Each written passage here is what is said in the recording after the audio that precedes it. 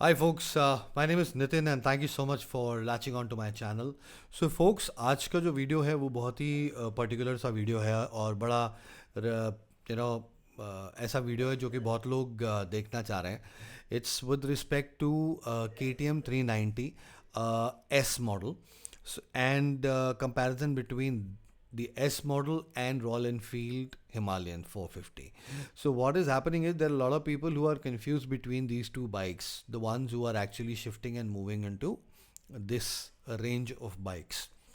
So I thought it's a good idea to bring in a comparison. So what I did, the what you can see right at the backdrop here is the tool where I've fed in a lot of sources, and from those sources I have kind of brought out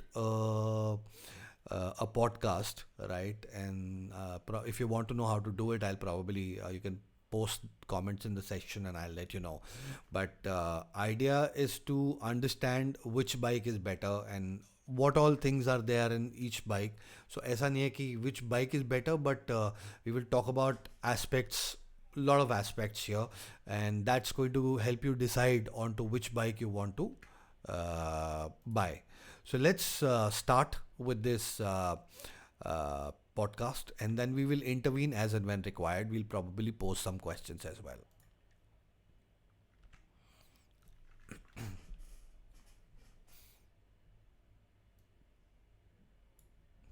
So we're gonna let it start. Just give me some time because we're just starting the podcast. Uh, there's a male-female dialogue that you'll get to hear, and this information has been derived from a lot of sources, guys. So I have brought in a lot of sources because even I was confused, and then I eventually started on with listening to this, and then I realized that okay, which side I need to focus on. So let's give it some time. It's taking some time to load.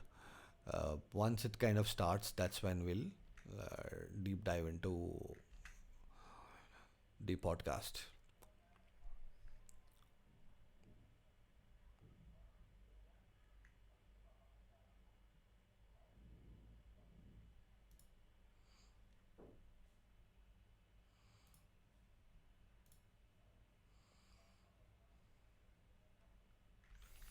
Okay, guys, so we are going to start the podcast now and we'll post questions as and when required.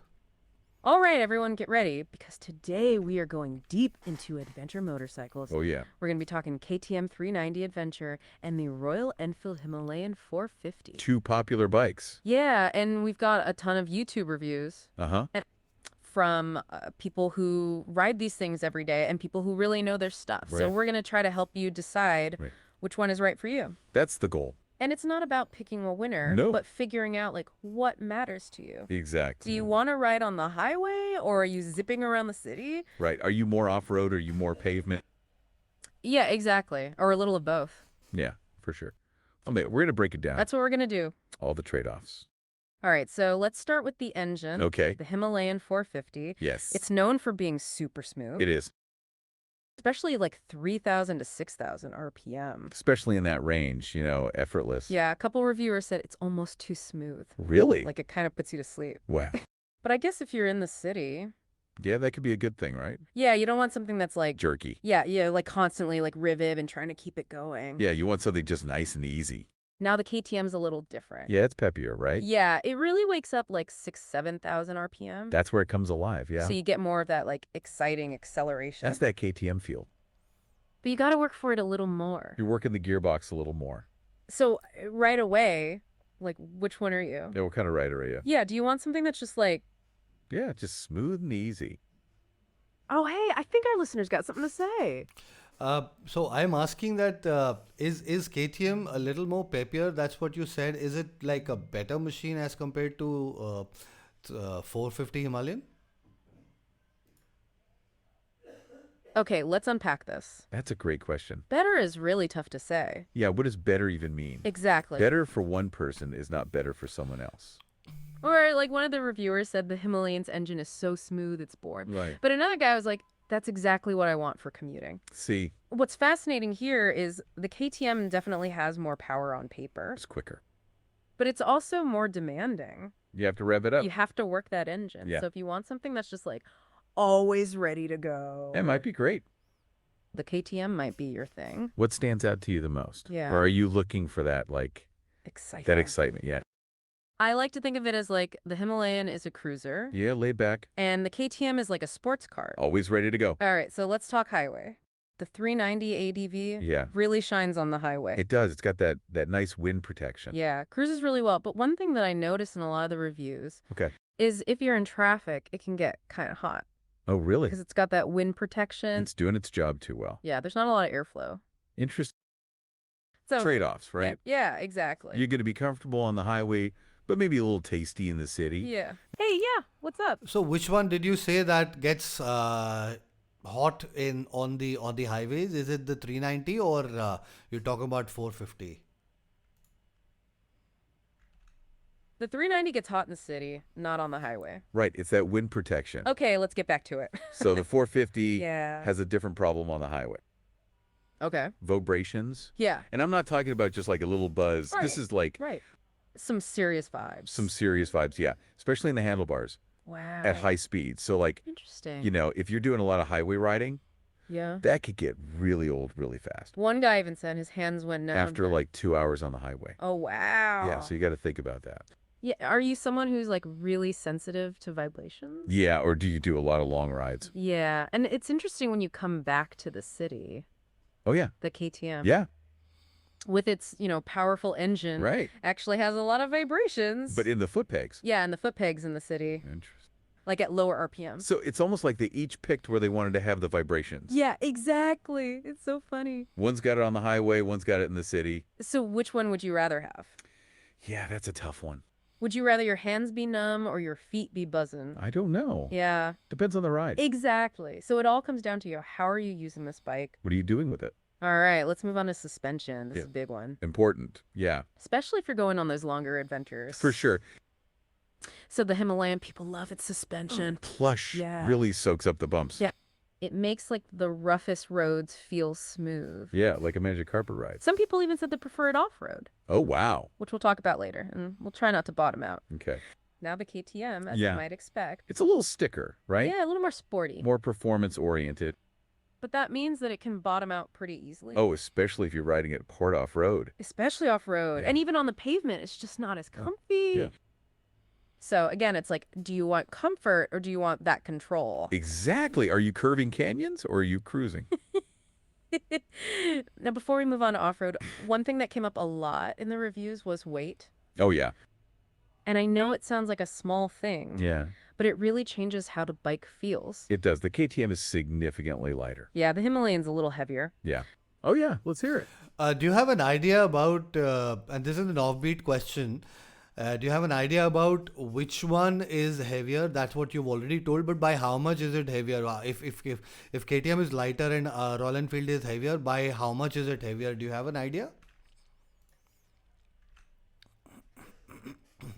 Okay, let's see. That's a great question. I do have an idea. Lay it on us. According to one of the reviews, the KTM 390 Adventure is almost 19 kilos lighter than the Himalayan. There you go. Another one said 21 kilos. So roughly 20 kilos. Yeah, so the Himalayan is like 40-something pounds heavier. That's a big difference you can definitely feel. That weight difference really comes through. That's a lot. Okay, so now that we've got that cleared up, Let's get back to it. and that means that the KTM is going to feel way more nimble, Especially at low speeds. especially at low speeds, yeah. Yeah. So think about like parking, Yeah. Maneuvering in traffic. yeah, getting out your garage, Slight turns. all that stuff. Yeah. One guy even, yep, go on. Sorry to interrupt in between, but if we are riding in really strong winds, don't you think that a lighter bike will have more problems as compared to a heavier bike? Given the fact that it'll be more stable, the heavier bike will be more stable in these heavy winds. That's a really insightful question. Here's where it gets really interesting. If we connect this to the bigger picture, Yeah, like what's more important to you? or where do you see yourself riding? I think you're absolutely right. It's all about stability. That extra weight could be your friend in strong winds. The Himalayan would probably feel more planted. But then what about the rest of the time? Exactly. Are you dealing with wind every day? Or is it just occasional? One of the reviewers talked about the Himalayan feeling like a Sure. bigger bike. It can feel substantial. Some might give you more confidence, Yeah, it's got that presence. especially if you're fighting the wind. But that lightness we were talking about makes a difference. Yeah, like 20 kilos. Yeah. Okay, so let's move on to Okay. features and tech. All right. This is the fun stuff. The bells and whistles. Yeah, all those little things that make it nice. Right. Make your life easier on the road. So the KTM, Yes. it's definitely the more techy of the two. It is loaded up. Yeah, it's got a quick shifter TFT display with navigation. Cornering ABS ride modes. It's like a little computer on wheels. It is a very sophisticated machine. But one thing that I saw in some of the reviews is that the navigation Oh. uses your phone, Okay. so it can drain your battery. That's not ideal. Yeah, especially if you're on a long ride. Right. You're out in the middle of nowhere and your phone dies. And your phone's overheating because it's like on Yeah. the whole time. Yeah, that's a good point. So that's something to think about. Oh, yeah. Go on. But in that context, we can always have What's the fascinating GPS. here is you're thinking about phone battery. Oh, go for it. What I'm saying is, in that case, we can always go for the third-party mounts and third-party navigation systems. And Himalayan also has the same problem where in Himalayan, the phone's screen has to be constantly turned on to be able to see the GPS. But in KTM, I don't think it's the case, but we don't really know at this point in time. So yeah, okay, let's unpack this. This raises an important question. Yeah, like what if you want to use your phone? Or need to charge it. Exactly. It's all about choices. You're absolutely right. The KTM designers thought about this. Oh yeah. They put a USB charging port right there, Oh, nice. so you can plug your phone in and keep it charged. You're covered. Exactly. That's what you want, right? It kind of balances out that battery drain issue. The Himalayan, you still need your phone. Yeah, That's what you want, right? for sure. The phone situation is the same.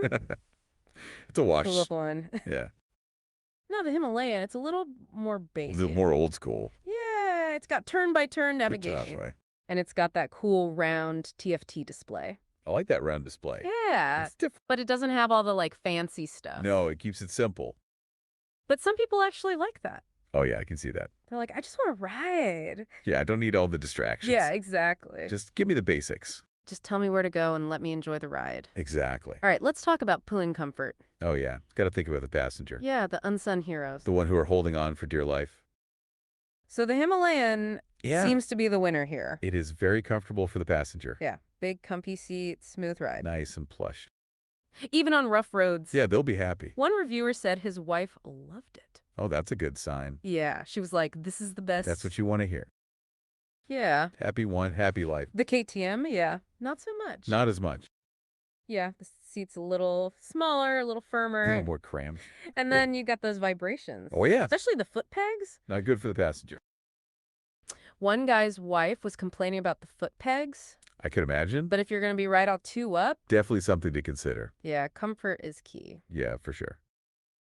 Ah, yeah, uh-huh.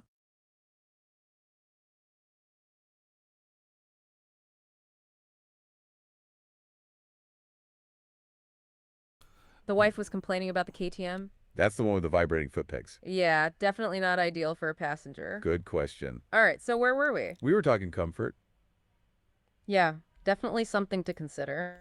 All right. So my question was, on which bike was the wife complaining about the rattling foot peg? So it was 390. Let's resume. Yeah, comfort is key. Yeah, for sure. Right, so comfort is important. Especially for the passenger. Oh, yeah, happy wife, happy life. Okay, let's talk reliability. Uh-oh. That's always a tough one. You never know. Yeah, you never know until you've had it a while. Right, how's it going to hold up over time? So the Himalayan, Yeah? kind of mixed bag. Yeah, I've heard some good and bad things. Yeah, some people are like, it's been flawless. No problems whatsoever. Other people are like, I've had all these electrical problems. Really? Yeah, so it's hard to say. Yeah, it's a bit of a gamble. Now the KTM, Yeah. generally considered more reliable. Yeah, I think they've got a pretty good track record. But there are some concerns about What is it? some of the plastics. Oh, the plastics, yeah. Like they might buzz or rattle. Okay, that's annoying. Yeah. but not a deal breaker. And then another thing to think about is the service network. Oh, yeah, good point. KTM's network is a lot smaller. It is, yeah, than a Royal So Enfield. if you live in an area where there aren't a lot of KTM dealerships, That could be a problem. that could be a problem. If you need parts, if you need service. Yeah, you might be waiting a while. Yeah, that's something to think about. So it's like, do you want the potentially more reliable bike, Right. but maybe harder to get service? Yeah. Or do you want the maybe less reliable bike? But easier to get service. Yeah, it's a tough decision. It is. All right, and now the big one. Hit me with it. Price. The elephant in the room. So both of these bikes offer a lot for the money, They do. but they're aimed at different riders. Different budgets for sure. So the Himalayan, even with the recent price increases, Yeah, still a really good value. it is, especially if you're on a budget. Especially if you're on a budget and you want something that's like, Yeah, comfortable, capable, yeah, ready for adventure. it's like the pickup truck of motorcycles. I like that. Yeah, it gets the job done. Yeah, no frills, No frills. but it works. But it works. Now the KTM, it's Yeah. a little more expensive. It is. You're paying for that performance, You're paying for the tech. the features, yeah. So it's more like the sports car. The high-end option. Yeah, it's fun, it's exciting. It's got all the bells and whistles. So which one fits your budget? That's the question. Which one fits your riding style? Exactly. What are your priorities? All right, we're going to take a quick break, Okay, and then we'll come back sounds good. and wrap this whole thing up. Sounds great. It's been a great discussion. And that about wraps up the show for today. Thanks for joining us. We hope you enjoyed our deep dive into these two amazing adventure bikes. We'll catch you next time. Same place, same bat channel. Thank you so much. It was a great insight based on the sources which we were able to provide to obviously them. So my point is that there are a lot of ifs and buts when it comes to KTM and Royal Enfield. Royal Enfield, the owners I've spoken with, they say that there's a lot of challenge. In fact, there's an owner I was speaking with yesterday. He mentioned that I would recommend that you wait and let the KTM show its true colors, because right now what is happening is that the test ride bikes which are there, they've been abused.